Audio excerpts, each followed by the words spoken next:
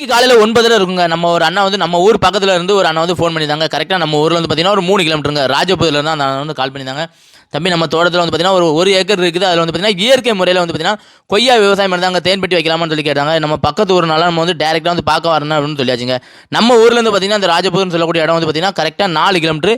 இதுதான் நம்ம திருக்குறங்குடி பெரிய குளங்க. இப்போ நல்ல மழை பெஞ்சதுனால குளம் ஃபுல்லா நல்ல நிரம்பி இருக்குங்க.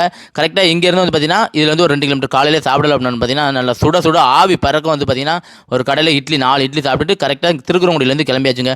இதுதான் திருக்குறங்குடி ஜங்ஷன். இங்கேருந்து கரெக்ட்டா வந்து ஒரே கிலோமீட்டர் தான், அந்த பக்கத்துல தான். அந்த அண்ணாவும் நம்ம போனதுக்கு முன்னாடி வந்து வெயிட் பண்ணிட்டு இருந்தாங்க. கரெக்ட்டா ரோட்டு பக்கத்துல தாங்க இருக்கு.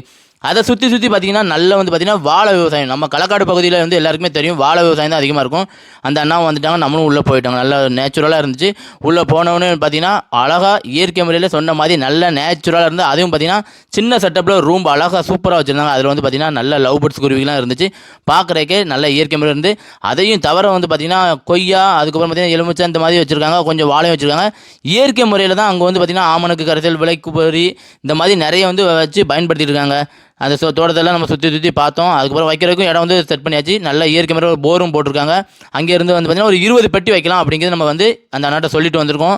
அதுக்கப்புறம் சொன்னாங்க என்ன அப்படின்னு பார்த்தீங்கன்னா, தோட்டத்தில் எங்கே வெட்டினாலும் ஃபுல்லாக மண்புழுவாக இருக்கும், மண் வளம் வந்து அவ்வளோ நல்லாயிருக்கும் அப்படின்னு சொல்லி நம்மகிட்ட வந்து எடுத்தும் காட்டினாங்க. அவங்க வெட்டின மாதிரி மண்புழு வந்துச்சு. அதோட நம்பிக்கை என்ன அப்படின்னு பார்த்தீங்கன்னா, உடனே சாவி நீங்கள் வந்து எப்போனாலும் வந்துக்கலாம். அதனால சாவியும் உங்கள்கிட்ட கொடுத்துட்டு இருந்தாங்க. ரொம்ப சந்தோஷம். அடுத்த வீடியோவில் எப்படி அப்லோட் பண்ண பாருங்கள்.